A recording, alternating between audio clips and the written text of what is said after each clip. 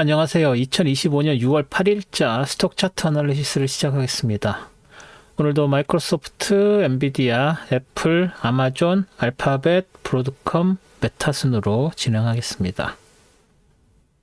그러면 마이크로소프트 먼저 보실게요. 마이크로소프트 지난주 여기까지 진행이 됐었죠. 그래서 462.52 이 라인을 과연 넘을 수 있을 것이냐. 왜냐하면 전주 수목금 동안 이 수요일 고점 레벨 462.51을 못 넘어섰죠. 그래서 이게 관건이다라고 말씀을 드렸었는데 월요일엔 갭 하락해서 시작했긴 했지만 이 트렌드 라인에서 지지받으면서 올라갔죠. 그리고 그 레벨을 뚫지를 못했습니다. 그래서 이번 주도 안 되는 건가 싶었는데 화요일에 뚫고 올라갔고 컨펌은 안 됐지만 브레이킹은 했습니다. 그래서 브레이킹이 컨펌이 수요일 날 됐고요. 수요일 날은 뭐 거의 볼라틸리티가 없을 정도로 조금 그 지수도 마찬가지였지만 움직임이 없었고 목요일 날 다시 상승을 했고요. 금요일 날 논팜 때문에 좋게 시작을 했죠. 그래서 갭 상승해서 시작했고 조금 밀려 내려오나 싶었지만 468.35에서 지지받고 올라갔다가 다시 내려왔죠. 그래서 도지를 만들면서 끝났습니다. 뭐 도지는 됐지만 그래도 신고점을 만들었죠. 여기 신고점이 역사상 고점이 됐습니다. 맞죠? 예. 그래서 마이크로소프트는 역사상 고점을 새로 찍었고요. 그래서 이 역사상 고점뿐만이 아니라 보시다시피 여기서 갭 뭐라 그러죠? 그룹 제가 나눈다고 말씀을 드렸죠. 그래서 여기서 갭 상승한 이후로 5월 1일에 갭 상승한 이후로 계속 쭉 치고 올라가는 모멘텀을 계속 보여주고 있습니다. 뭐 이보다 더 좋을 수는 없을 정도로 올라가다가 살짝 지난주에 밀리나 싶었는데 결국은 다시 치고 올라갔죠. 여기에서 있었던 이 트렌드 라인 계속 되고 있고요. 뭐 살짝 어저스트를 한다고 해도 이건 아니죠. 예, 살짝 어저스트를 한다고 해도 뭐 이 정도인데 뭐 이거나입니다. 그래서 이걸 이대로 그냥 놔두는 게 더 나을 것 같고요. 그리고 뭐 이걸로 그 패러렐 채널을 하나 만들어도 될 것 같이 보입니다. 그래서 요렇게 여기서는 이 정도가 나을까요? 어디가 나을까요? 여기? 아니죠. 그것까지 하면 안 되고 이 정도 내지는 뭐 이 정도까지 이것은 좀 너무 심하고 이 정도가 적당해 보입니다. 네. 그래서 여기 있는 그 상한선, 그러니까 다시 말해서 이게 신고점이니까 저항선으로 쓸 수 있을 만한 것들이 딱히 안 보이는 상황이죠. 여기서 뭐 굳이 저항선을 만들려고 한다면 여기에서 이런 트렌드 라인 이미 전에는 있었겠지만 다시 지웠던 그런 트렌드 라인 뭐 이런 거나 아니면 그 전에 있었던 다른 뭐 이런 정도의 트렌드 라인이 가능하겠죠. 예, 그래서 이런 것도 없으면 로우 하이 레퍼런스 만드는 게 뭐 이 정도 이렇게 됐었는데 이건 너무 높죠. 그래서 뭐 딱히 눈에 띄는 그 저항선이 없습니다. 뭐 이것도 너무 높고 그쵸?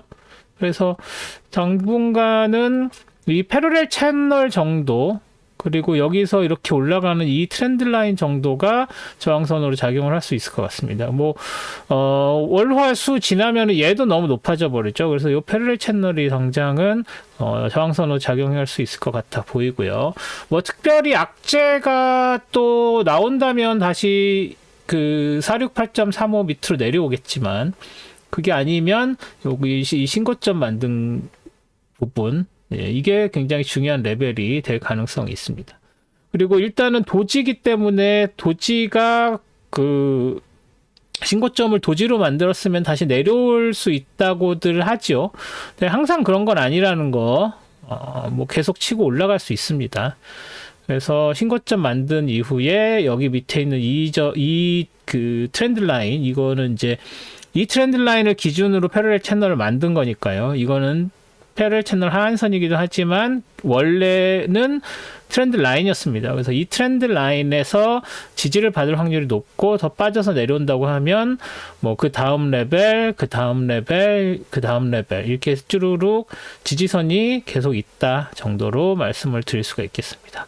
그리고 이 트렌드 라인이 이 그룹과 이 그룹을 연결하는 선이었습니다만 이제는 큰 의미가 없어졌죠. 그래서 이거는 지워도 될 것 같고요. 네. 지금 현재로서는 딱히 이 두 그룹을 연결할 수 있는 기준선은 이 전고점 정도밖에 없어 보입니다. 네, 그래서 얘는 그냥 완전히 독립적인 그룹을 만들고 있다라고 해석을 해야 될 것 같습니다. 네, 그러면 마이크로소프트는 계속 상승 여력이 계속 있는 걸로 보인다. 하지만 도지를 만들었기 때문에 468.35를 아래쪽으로 다시 내려오고 여기 이 트렌드 라인에서 지지받는지가 중요하다 정도로 정리하겠습니다. 다음은 엔비디아죠.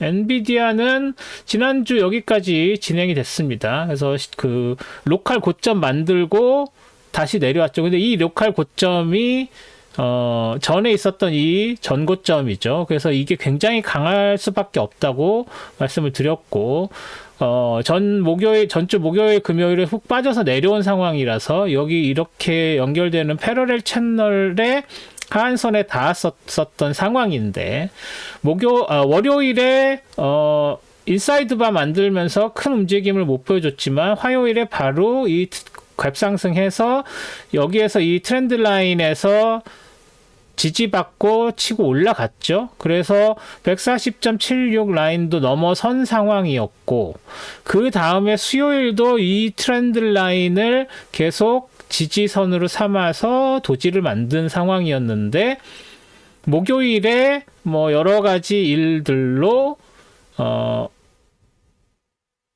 음봉을 만들면서 종가가 트렌드 라인 아래로 밀려 내려왔었죠. 그리고 나서 갭 상승해서 시작을 했지만 결국 143.44 라인을 극복하지 못하고 다시 밀려 내려와서 이 트렌드 라인에 걸쳐 있는 상황. 지금 이 패러렐 채널로 쭉 치고 올라간 게 이 패러렐 채널을 지키면서 계속 모멘텀 유지하나 싶었지만 일단 목요일 금요일에 사이드 레인지 무브 쪽으로 일단 방향은 튼 것으로 봐야 합니다.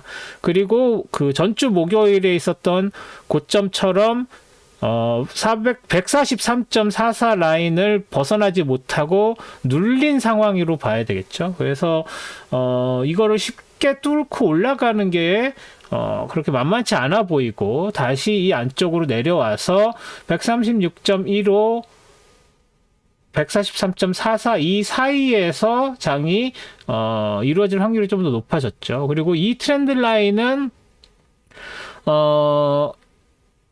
그러니까 이 패러렐 채널 같은 경우에 이렇게 좀 가파른 이 트렌드 라인보다는 가파른 각도를 유지했는데 얘를 지워놓고 보면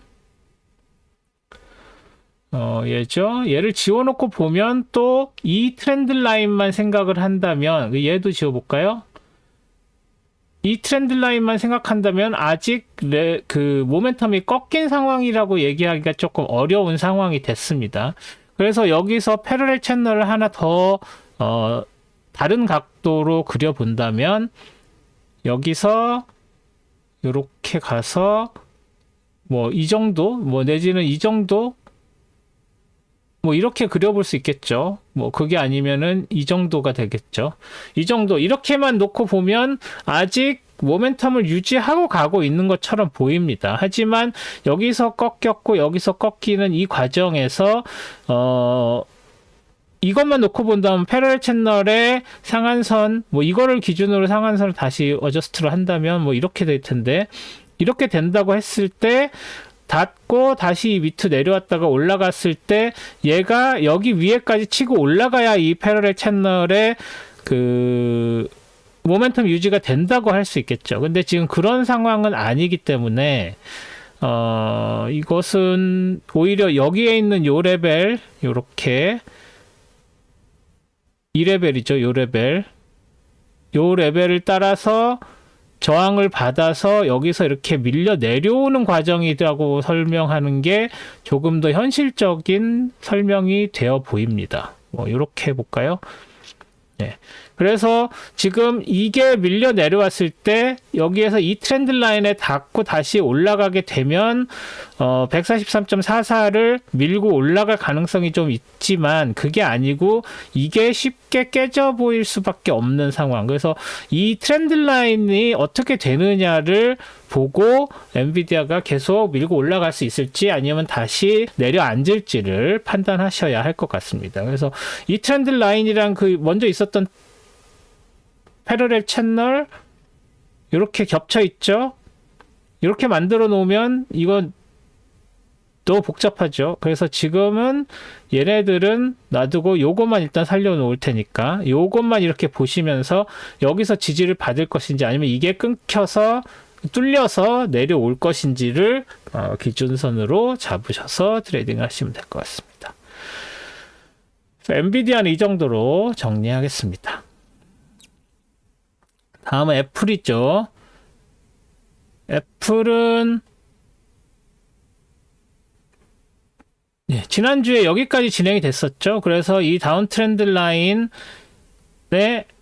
밀려 내려오는 정도까지 되면서 이 다운 트렌드 라인을 과연 극복해낼 수 있을 것인가, 극복해낸 다음에는 206.59를 뚫을 수 있을 것인가가 관건이었는데 일단 월요일에는 금요일에 고점이 갱신이 됐고 화요일에는 이 다운 트렌드 라인의 브레이킹이 컨펌이 됐고 수요일에 206.5 거의 근처까지 갔지만 도지 만들면서 밀려 내려왔고 목요일은 빠져 내려왔죠. 그런 다음에 논팜 이후로 금요일에는 갭상승하면서 시작해서 도지를 만들었습니다. 이야기는 이렇게 막 오르고 내리고 한 것처럼 했지만 사실은 206.59를 뚫지 못하고 196.64와 206.59 사이에서 이렇게 레인지 무브 하는 형태가 되어 버렸습니다. 그래서 다음 주도 이거를 뚫고 올라가는 걸 기대하기는 조금 어려워 보이고요. 그리고 이 대세 다운 패러렐 채널은 이대로 일단은 놔둬 보겠습니다. 그래서 얘를 좀 더 이렇게 연장을 하고요.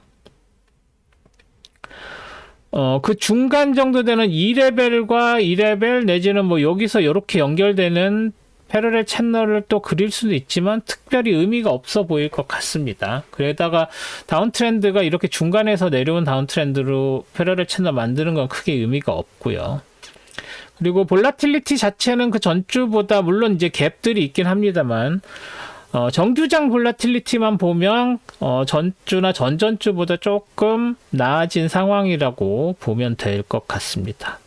그래서 당분간은 196.949, 206.59 요 사이에서 장이 펼쳐질 확률이 되게 높아졌고 다른 주식과는 다르게 상승 추세를 보이지 않고 있었던 주식이었기 때문에 여기서 로컬리 상승을 좀 보였다고 해도 이 상승이 아닙니다. 얘를 딱 가려놓고 보면은 그냥 이렇게 움직이는 거죠. 그래서 5월 23일 거만 딱 빼놓고 보면 이렇게 그냥 레인지 무브 하는 거라고 생각을 하시면 될 것 같습니다. 그래서 그렇게 딱히 여기서 상승했는데 이거 상승이 유지되는데 이런 식의 생각을 하실 필요가 없어 보이고요. 여기서 로컬 다운 트렌드 라인 그린 거는 큰 의미가 없어서 지워버리는 게 맞고 여기서 이렇게 트렌드 라인 그리는 것도 여기서 이렇게 그린 게 이게 이렇게 돼서 여기에서 지지받는 것처럼 보이지만 큰 의미는 없습니다. 레인지 무브가 일단 이렇게 들어간 상황에서의 트렌드 라인은 큰 의미가 없다라고 여러 번 전에 말씀을 드린 적이 있습니다. 다시 설명드리면 이렇게 레인지 무브 안에 들어간 상황에서 첫 번째 있는 데서의 트렌드 라인은 의미가 있지만 오르고 내리고이기 때문에 이런 다운 트렌드 라인 여기서 올라가는 이렇게 올라가는 다운 트렌드 업 트렌드 라인 이렇게 내려오는 다운 트렌드 라인 이런 것들이 큰 의미를 가지지 않습니다. 그래서 이 다운 트렌드 라인도 이 무브가 어떻게 되는지를 보여드리려고 한 것이지 뭐 특별한 의미가 있었던 게 아니기 때문에 바로 지워버리게 된 것이죠. 그래서 이것도 뭐 의미를 줄 수가 없으니까 지우겠습니다. 네. 그래서 뭐 지금 색깔을 다르게 하기엔 조금 무리가 있고 이 여기와 여기에 있는 지금 여기에서 이렇게 돼 있는데 여기 이게 딱 그거에 맞아 떨어져서 여기 놔두긴 했는데 지금 이거죠. 핑크로 바꿔볼게요. 요게 핑크 얘랑 이 레인지 안에 있는 거다라고 생각을 하시면 될 것 같습니다. 네, 그래서 애플은 이 정도로 정리하겠습니다. 다음은 아마존이네요. 아마존도 지난주에 여기까지 진행이 됐었죠. 그래서 208.00에서 저항받고 바로 밀려 내려온 상황이었었는데 일단 도지를 만들면서 방향이 위로 갈지 아래로 갈지 가늠하기 어려운 상황이었고 206.21도 그렇게 만만치 않아 보였지만 일단 저항을 받은 걸로 봐야 되겠죠. 그리고 여기도 걸쳐있고 얘도 걸쳐있고 그래서 206.21이 은근히 어떤 힘을 발휘하고 있는 것으로 생각할 수 있습니다. 그렇지만 목요일날 결국은 206.21 뚫고 올라갔고 208까지 뚫고 올라갔지만 다시 밀려 내려왔죠. 그래서 종가 자체는 208 밑으로 내려와 있었죠. 하지만 금요일에 갭 상승하면서 논팜으로 아무래도 아마존은 논팜이 잘 나오고 경기가 좋다는 신호가 있으면 좋은 리테일 주식이니까 일단 올라갔죠. 그래서 금요일에 208을 훌쩍 뛰어넘어서 로컬 고점 가까이 간 것으로 보시면 되겠습니다. 여기서는 이게 사이드 무브라고 하기가 어려우니까 트렌드 라인 하나 그려줄 수 있겠죠. 이제 지난주에는 여기가 금요일이라서 이걸 그리진 않았는데 월요일에 이렇게 되면 이때부터는 이 다운 트렌드 라인 이게 그 가격이 이렇게 다운 내려올 때 여기 있는 트렌드 라인을 그려 주셨어야 됩니다. 월요일에. 그래서 이렇게 올라가는 트렌드 라인을 그렸고 이거에 따라서 이렇게 올라가는 모양새를 보였고 여기서 각도가 좀 더 가파르게 올라갔다 정도로 생각하시면 되겠습니다. 이 트렌드 라인은 큰 의미가 없으니까 지워줘도 되고요.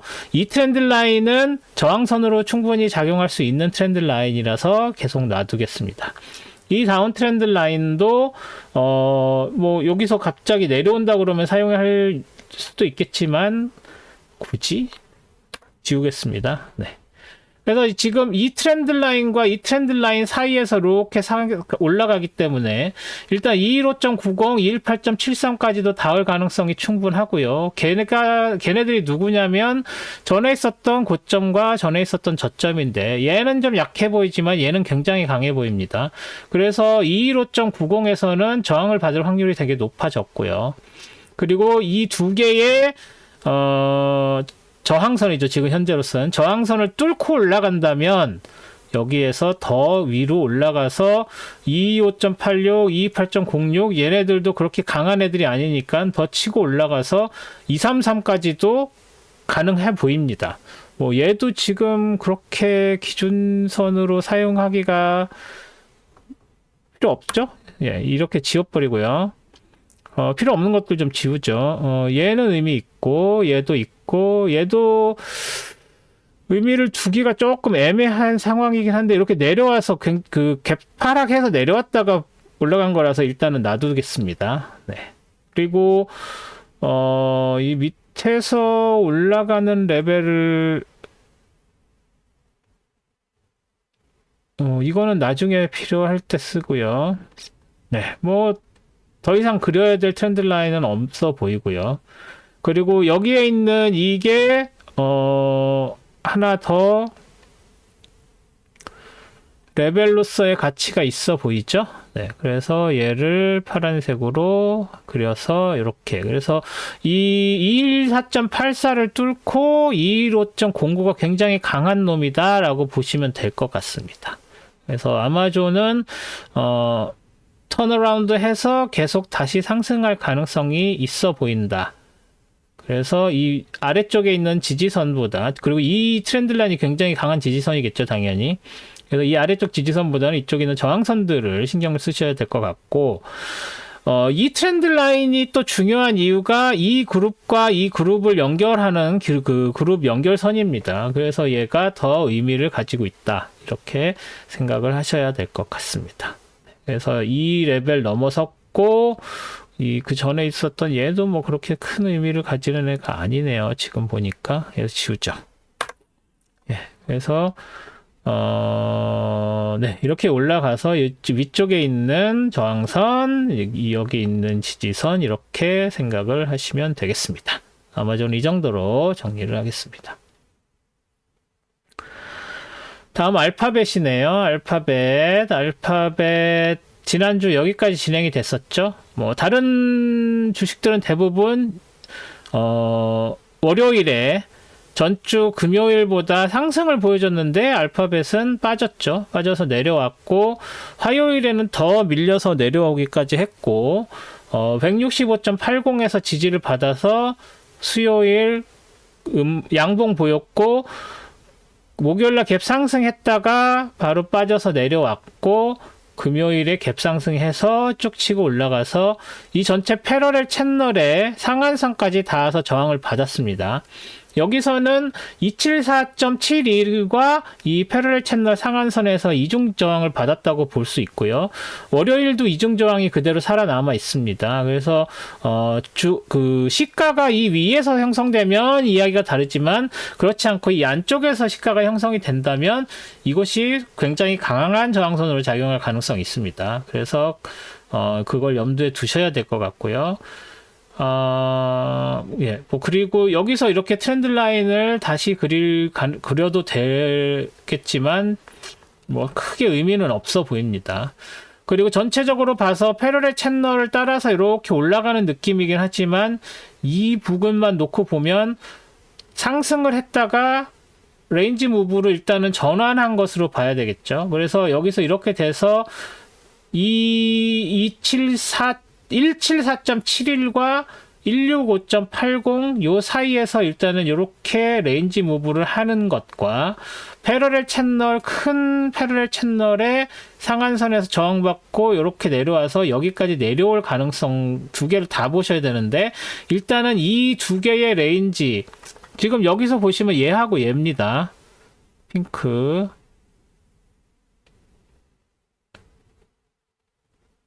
이 두 개의 레인지, 이 레인지 안에서 이렇게 갇혀있는 모습으로도 해석을 할 수가 있으니까, 이 레인지가 먼저, 그 다음이 이 패러렐 채널, 이렇게 생각을 하시면 됩니다. 그래서 알파벳은 당분간 이 레인지를 벗어나지 않고 이렇게 움직일 가능성이 더 커 보입니다. 그리고 이 트렌드 라인이 뭐 어떻게 크게 작용할 수 있는 트렌드 라인이라고 보기에는 조금 애매하고요. 참고는 하시되 여기에 너무 의미를 두실 필요는 없어 보입니다.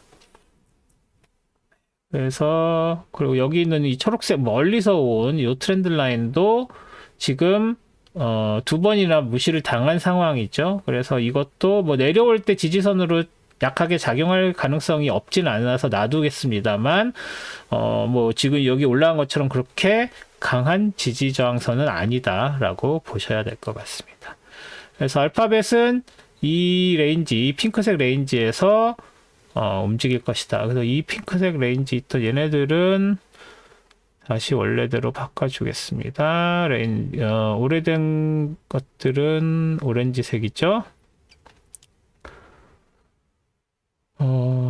얘도 오렌지색. 네, 그렇게 하고, 이렇게 하도록 하겠습니다. 얘는 의미 있고, 얘도 의미 있는, 파란색, 두 개의 파란색 레벨도 의미가 있는 레벨들이네요. 네. 그리고 얘는 저항선 작용할 수 있지만 얘는 너무 가파르죠. 그래도 이제 지워줘도 되고요. 네, 이 정도로. 그래서 이 레인지 안에 갇혀 있는 걸로 보셔야 할 것 같습니다. 알파벳 이 정도로 정리하겠습니다. 다음은 브로드컴이네요. 브로드컴 지난주에 여기까지 진행이 됐고, 상승 쭉쭉 뻗어서 올라갔죠. 그리고 얘도 지금 계속 따라서 올라가고 있습니다. 그래서 이 빨간색 두 개의 레인지라고 해야 되나? 이 꽃갈콘이라고 하는데요. 저는 이 꽃갈콘에서 지지받고 다시 쭉 치고 올라간 모양새가 돼버렸습니다. 그래서 여기서 이렇게 꺾여서 내려올 수 있을 것인지, 그래서 이 핑크색 레벨을 지킬 수 있을 것인지가 관건이었는데, 핑크색의 의미를 파란색으로 제대로 소화를 못했죠. 그래서 얘도 지금 얘도 그냥 파란색으로 해야 될 것 같네요. 그래서 지금 여기서 이렇게 지지받고 올라가는, 왜냐면 얘네들은 이제 오래된 것들이랑 구분을 하려고 이렇게 해놨는데, 얘네들 오래된 애들을 차라리 오렌지색 원래대로 바꾸고 쟤를 파란색으로 만들어 놓는 게 낫겠죠. 네. 그리고 얘는 계속 유지되는 고점입니다. 얘도 뭐 이렇게 된 상황이죠. 그래서 여기서 지지받고 오르고 올라서 이 빨간색 가운데를 레퍼런스 라인이라고 저는 부르는데, 이 레퍼런스 라인까지 거의 갔다가 이제 목요일 빠지고 금요일에 훅 빠졌죠. 그 금요일에 훅 빠진 이유는 브로드컴이 목요일 장 끝나고 실적 발표를 했는데, 실적 자체는 그렇게 나쁘지 않았지만 가이던스가 좀 안 좋았던 모양입니다. 제가 자세한 회사들, 인디비주얼한 회사들까지 말씀을 드릴 수는 없고요. 그래서 그 부분을 찾아보시면 브로드컴이 실적 발표 후에 빠졌다는 걸 아실 수 있고, 그래서 갭 하락해서 시작을 했고, 조금 논팜으로 살짝 조금 장 초반에 오르는 것 같았다가 더 계속 밀려 내려와서 결국은 제가 말씀드렸던 이 트렌드 라인에 다시 닿았고, 오히려 종가는 그 트렌드 라인 포인트보다 밑에서 내려와서 장이 마감이 된 상황입니다. 그래서 무슨 특별한 반전이 없는 한 이 빨간색 트렌드 라인을 벗어날 확률이 높아졌고, 그렇게 된다면 이제 여기 이 빨간색 두 개 꽃갈콘과 중간 기준선이 다 무너지는 상황이죠. 다 이제 의미가 없어지는 상황이 되겠죠. 그래서 그런 부분들을 다음 주에 보시고 이 트렌드 라인들과 이 세팅을 이제 다시 재설정을 해야 되는 상황이 됩니다. 그래서 일단 여기서 이렇게 내려와서 여기 있는 전고점이 여기죠. 여기가 아니라, 그래서 얘로 옮기고 얘는 이제 큰 의미가 없어 보입니다. 그래서 얘는 지우고 그래서 여기 다시 내려와서 여기까지 해서 여기서 지지를 받을 것인지, 237.93도 꽤 강한 놈이라 여기서 지지받을 수도 있습니다. 심지어 여기는 월요일에는 이중 지지가 되겠죠. 그래서 여기까지 보시고 더 밀려 내려오는지 아니면 다시 반등을 하는지를 좀 살펴보신 다음에 트레이딩 디시전을 내리셔야 될 것 같습니다. 뭐 어떤 건지 눈에 보이시죠? 이 트렌드 라인 있고, 이 기준 레퍼런스 라인 있고, 얘가 지켜지다가 굉장히 오랫동안 지켜졌죠? 이 빨간색 두 선과 레퍼런스 라인 사이의 관계가. 그런데 실적 이후에 훅 빠져서 내려오고 새 그룹을 만들기 시작하는 상황이라서, 얘가 이 옆으로 사이드로 갈지 더 밀려 내려올지 아니면 여기서 지지받고 올라갈지가 포인트다. 하지만 지금 이 상황과 매크로적인 걸 봤을 때 더 내려올 확률이 더 높다. 그렇게 되면 235.28이 어떻게 되는지, 237.93에서 이 이중 지지는 어떻게 될 것인지 그걸 보셔야 된다 정도로 정리를 할 수 있겠습니다. 심지어 여기는 디비던드가 있었네요. 아니군요. 어닝이죠. 예. 어닝 레포트 있다는 뜻입니다. 이가. 네, 그러면 브로드컴 여기까지 정리하겠습니다. 다음은 마지막으로 메타죠. 메타. 네, 메타가 어떻게 보면 이번 주에 제일 잘 나간 주식이 돼버렸습니다. 뭐 다른 펀더멘탈은 잘 모르겠고, 일단 지난주에 여기까지 진행이 됐었죠. 그래서 이 659.50, 662.67 여기를 과연 넘어설 수 있을 것인지, 왜냐면 5월 14일 이후로 밀려 내려와서 여기서 자잘하게 움직이다가 조금 올라가나 싶었는데 전주 목요일 날에 다시 꺾여서 내려온 상황이라서 아, 이 레벨을 넘기 쉽지 않구나 했는데 월요일에 훅 치고 올라갔죠. 그리고 그 다음 레벨이 675.25였는데 여기서 저항을 받고 내려오나 보다 해서 아, 이제 여기 이 고점으로 갱신하나 보다. 로컬 고점입니다. 그렇게 생각을 했는데 또 보니까 수요일에 다시 훅 치고 올라갔고 갭 상승했다가 조금 빠졌다가 금요일에 또 논팜 이후로 갭 상승해서 여기서 갭 상승이 이렇게 된 겁니다. 여기서 이렇게 갭 상승, 그죠? 그리고 여기는 여기서 이렇게 갭 상승, 그죠? 그리고 여기는 이렇게 갭 하락인 거죠. 그렇기 때문에 지금 목요일에서 금요일 갭 상승이 굉장히 큰 겁니다. 그래서 그걸 고려를 하면 이것 때문에 얘가 더 많이 올라간 것처럼 보이지만 갭만 놓고 본다면 갭 상승이 목요일에서 금요일 넘어갈 때가 제일 컸어요. 그게 당연히 논팜 발표 때문인 건 당연하고요. 그래서 그런 부분이 있고, 이 월요일의 움직임이 뭔가 펀더멘탈에 영향을 받은 것처럼 보이는데, 그것도 궁금하시면 찾아보셔야 될 것 같고요. 그래서 지금 이렇게 내려왔다가 다시 이렇게 쭉 올라가는 모양새가 굉장히 강해 보입니다. 모멘텀이 쭉쭉 살아서 밀고 올라가는 모양새죠. 그래서 여기선 이렇게 트렌드 라인을 그려줄 수가 있고요. 이 트렌드 라인 따라서 계속 올라가는 느낌이죠. 네, 그래서 이 트렌드 라인이 있고 여기서 올라가던 이 트렌드 라인이 저항선으로 작용할 가능성이 있습니다. 그래서 그리고 여기 밑에서 올라오는 이 트렌드 라인 여기서 이거를 하나 더 그려볼까요? 이렇게 되면 어떻게 되나? 그죠? 그게 지금 여기서 저항선으로 작용한 거라고 해석을 할 수도 있습니다. 그래서 얘보다는 얘가 지금 더 의미가 있어 보이고요.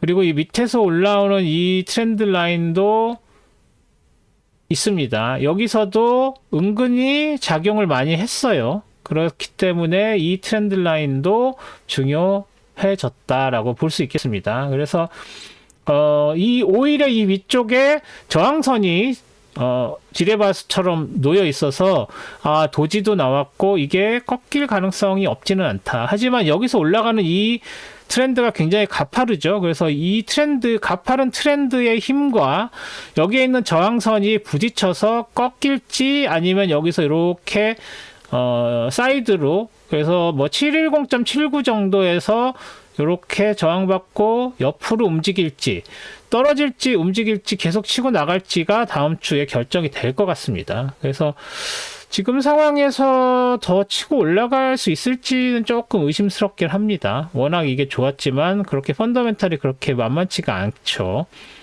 그리고 이 740.91이 역사상 고점이기 때문에 이 역사상 고점까지 과연 닿을 수 있을까? 지금 이 모멘텀이 그렇게까지 강한 모멘텀인가?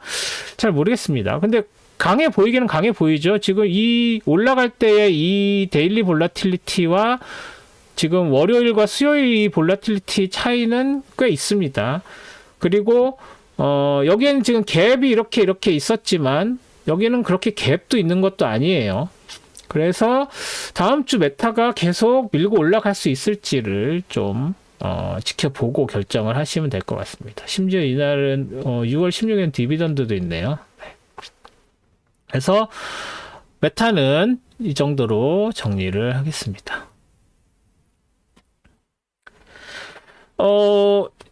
이번 주는 일단은 논팜이 제일 큰 매크로였고 그게 굉장히 큰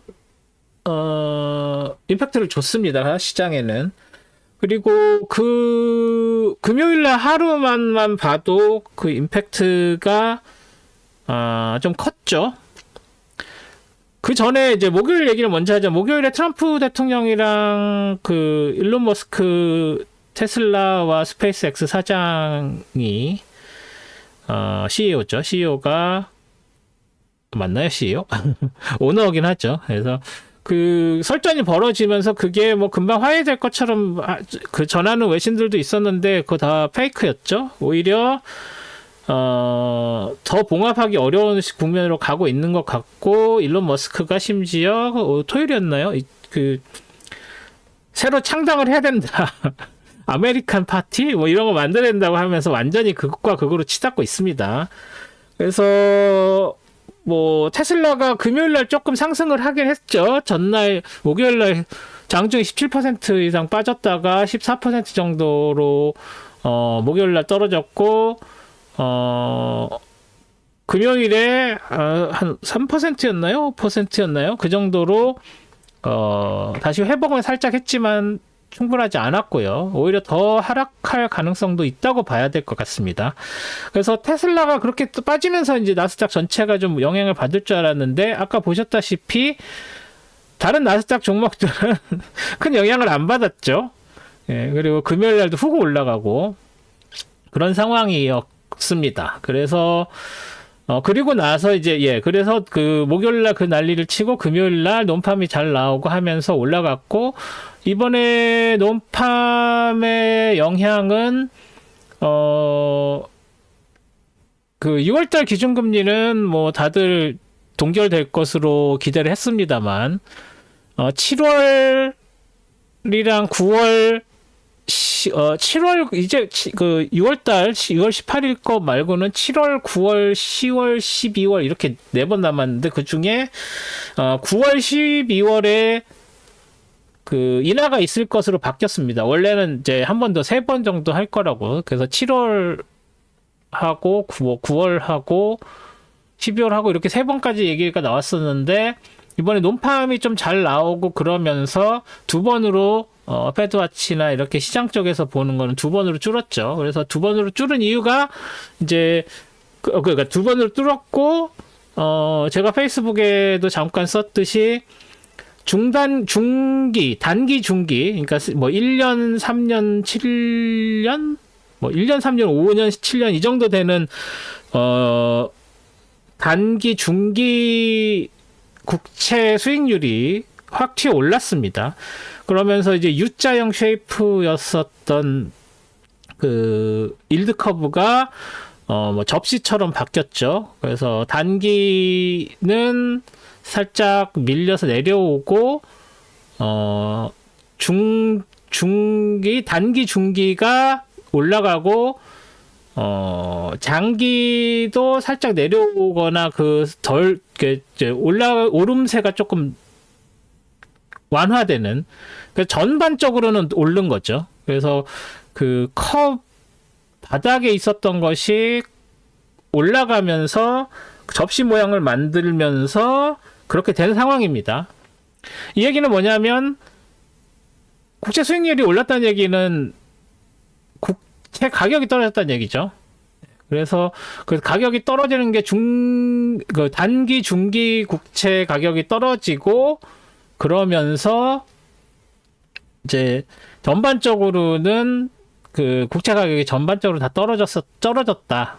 그 얘기는 기준금리가 오르는 것에 대한 떨어지지 않는 것에 대한 그 떨어지려는 기대가 줄면서 그 거기에 투자해 놓았었던 돈이 빠져나가는 이런 모습인 거죠. 하지만 그 시장에서 제일 우려하는 장기 국채 수익률은 그래도 좀 상대적으로 덜 올라서 그거는 그나마 조금 다행이긴 한데 일단 그 FOMC의 기준금리 자체는 쉽게 떨어지지 않을 것 같고 지금 현재 분위기로는 제 개인적으로는 2번보다는 10월에 한 번 내리는 정도가 되지 않을까 하는 생각을 하고 있습니다. 그래서 CPI 이거 6월, 7월 CPI 이런 거 보면서 9월 달에 어떻게 될 건지가 조금 감이 잡히지 않을까 하는 생각을 하고 있습니다. 그래서 그런 것들을 고려하면은 뭐 당연히 그 정부 입장에서는 새로 국채를 발행을 하는데 부담이 될 수밖에 없겠죠. 그래서 그런 부분, 그렇게 되면은 재정적자 이런 문제하고도 당연히 그 직접적으로 연결이 되고, 그렇습니다. 그래서 그 부분도 모니터링을 계속 하시면서 보실 필요가 있겠습니다. 여러 가지 아직도 뭐 월요일 날뭐 찌짐가 어디죠? 그 중국 대표랑 미국 대표들이 런던에서 월요일 날 만난다고 하죠. 그래서 그렇게 되면서 거기서 새로운 뉴스가 나오면 또 그 시장에 또 임팩트로 작용을 하겠지만 개인적으로는 워낙 그 중국과 협상이 진전이 없는 상태에서 헤어졌다가 다시 만날 기약도 없었다가 급하게 월요일에 이제 만든 느낌이 강하기 때문에 무슨 큰 합의가 나온다거나 뭐 합의를 위한 시간표가 나온다거나 할 수 있는 내용은 월요일 날 나오기는 좀 어렵다고 봅니다. 하지만 뭐 만났다는 것에 그 의미를 두고 싶다면 뭐 그게 뭐 호재로 작용을 할 수 있겠지만 그럴 가능성은 좀 많이 없어 보이고요. 그래서 관세 관련해서 어떤 호재가 시장에 던져질 확률은 조금 적지 않나 봅니다. 적어도 다음 주에는. 그 이외에 뭐 다른 외교 문제 같은 경우 뭐 이란 핵 협상이나 뭐 우크라이나 관련된 거나 이런 것들도 이란 말고는 특별히 나아 보이는 게 없습니다. 우크라이나 같은 경우도 지금 오히려 더 극과 극으로 가고 있는 분위기고, 가자 관련된 부분도 이스라엘이 굉장히 강경하게 나오고 있으면서 그 전 세계적인 비난을 받으면서까지 강하게 나가고 있는 상황이라서 거기도 진전이 없고, 이란 핵 협상 정도가 조금 가능성이 있는 좋은 소식이 나올 수 있을 만한 그런 가능성이 있습니다만, 거기도 이란 쪽에서 뭐 중국의 그 부품 수입 오더를 냈다 뭐 이런 뉴스들이 나오면서 뭐 그게 자기들을 위한 드론 만드는 걸 수도 있고 러시아에 수출할 걸 만드는 것도 있겠지만, 그래서 그런 뉴스가 나오는 게 미국과의 협상에 그렇게 좋은 영향을 미치지 못할 걸로 관측이 되고 있어서 그런 부분들이 있다라는 것을 말씀을 드려야 될 것 같고요.